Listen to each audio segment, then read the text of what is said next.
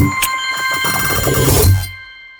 right, today we're going to talk about the tripod, and everyone has a different tripod setup. You know, tripod is important for putting on binos or a spotter, and you can gather a lot of great information, watching targets get hit, watching targets get missed, seeing the wind, just locating targets, things like that. So having a tripod setup with binos or a spotter is a very important thing when you're shooting matches. So this was my tripod setup 6 months to a year ago, and it is always changing on me. I am always changing it. Here's what I used to have, and I'm gonna then show you why I have this setup and then why I moved on from this setup. So the first thing is the spotter itself. These are binos. These are Swarovski 15 powers. These are the best binoculars I've ever looked through. They are clear. They see through mirage very well. They are incredibly good binoculars, and I have enjoyed using them.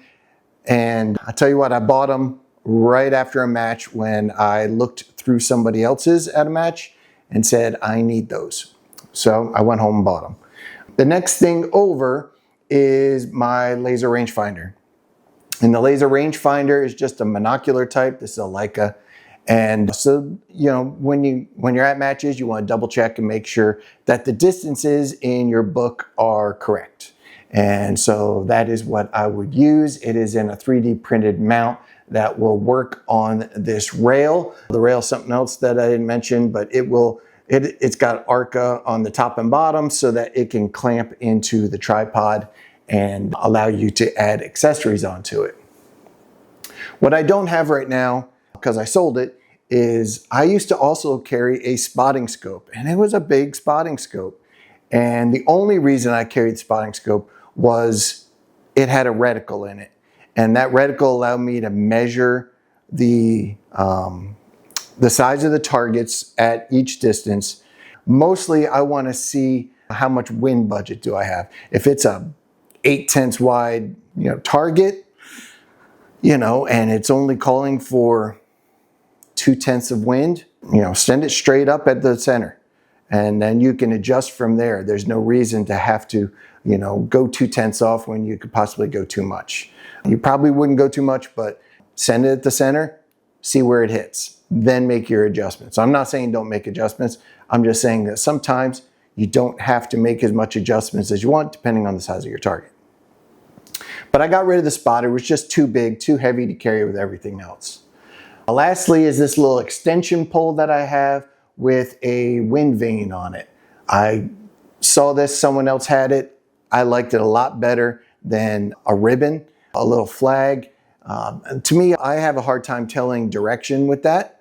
So I enjoyed this more. It did a really nice job. The bearings in it are fantastic, and it does a very, very good job. It is sitting on a Really Right Stuff ball head. And this is a leftover ball head I had from doing photography. And not to say you need this good a ball head, just, a good solid ball head will work. And then this is on top of a Fat Boy tripod. This is my second tripod I've had. I really, really like this tripod. It's big, it's beefy. It is a Elevate model, which means that it's an inverted model. So the bottom goes over the top. It makes deploying it on the clock much faster when you need to do that. It also is only 2 sections, which means it only has 1 knuckle. That knuckle sometimes gets in the way when you're doing rear tripod if you have a lot of them. Like a 4 section, there's a lot of knuckles and you can end up in a bad spot. So I like this one quite a bit. And then I have the Armageddon Gear tripod caddy on it, and you can see it just hooks around the top ball head. It's got a spot for a Kestrel, pens, a place where you can write, and then it's got some other pouches underneath where you can put stuff. And that is what I've been using, say I switched maybe about 6 months ago, maybe even a little less than that. And now I am going to show you what my current setup looks like. So my goal this year was to simplify things. And as you can see, I've reduced the number of things on the top as well as on the tripod itself. I also have another video that's going to be out soon where I show you how I work this with my pack situation, which is a large part of it as well. But we'll start on top. I have the same rail on the same ball head on the same tripod. All right, those are perfectly good for me, and I saw no need to change any of that out. On the top, I have the Vectronics Vector X. This is a great, it's more than a binocular. It's binoculars, 12 power. You can get range extenders to put them on to make them a 17 power. I am waiting for those still. They still have not come. I waited almost a year for this. And the 12 power works great for rimfire. I'd like the 17 power for center fire. But the glass in it is really good. Is it Swarovski good? No. But is it like 90, 95% of that? I think it is. It is very, very good glass. I don't feel like I'm losing out on anything not having the Swarovski. It is also a laser rangefinder. So now I don't need a separate rangefinder. And this rangefinder works so good. It has a crosshair in the middle. And when you put the center of the crosshair on the target and ask for it to range it, it's perfect. I've used like the Sig Sauer ones before and some others. They have a circle, and some models it's the top of the circle or the center or the side of the circle. They're never very precise.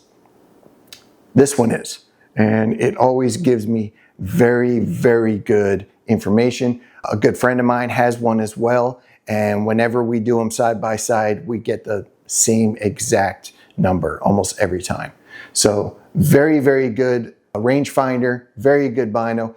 It has a reticle in it as well, so I can measure the size of the target. This is the DMR version, which has both. It has a 12 power reticle and a 17 power reticle for when I have the range extenders on it. So that's fantastic. As for wind, I have my same extension pole here, but on top I have the Calypso AB. And the Calypso is basically a wind meter that can tell what direction the wind is coming up from, as well as the speed. And it is very good. I like using it a lot. I don't necessarily use the applied ballistics part, the AB part, yet. I need to figure that out more. I've got it connected to my Kestrel. I've got it connected to the Vector X's, but I don't like using them. Matter of fact, the Vector X's also have applied ballistics in them, and I can get my elevation readings just by lasing the target. I don't do that.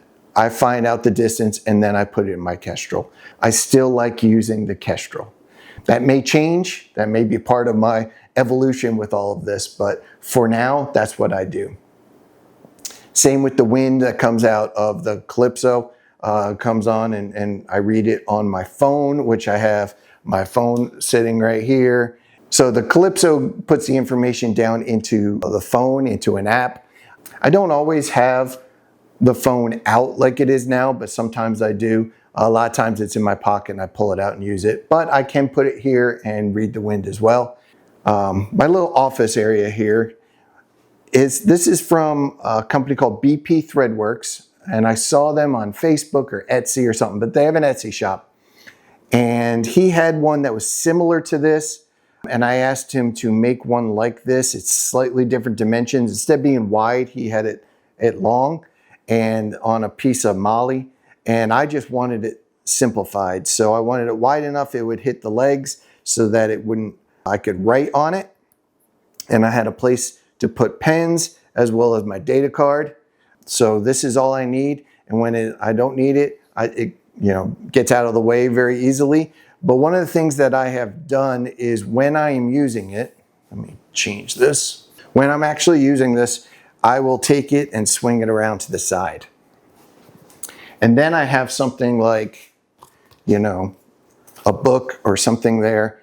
And then I'm looking through the binoculars and I am writing here on the side. And that also stops it from getting in my way when I'm looking through the binos. I don't have this tall enough. But I just use it like that. and usually it stays off to the side and everything's good. So this is my setup, and this is how I have it now. Like I said, it's an evolution. I'm sure it'll change. If you have any ideas about how I can change it, let me know. I'd love to hear it. I'd also love to see your setup. You know, this is far from an ideal setup. This is just what I'm using now. So I'd like to see what everyone else is using, especially have pictures or video or anything like that. I'd love to see it. Otherwise, I will show you how I incorporate this all into my pack setup. And I think I have a nice system set up now that I've been using for about the last 6 months. And so I will show that to you very shortly.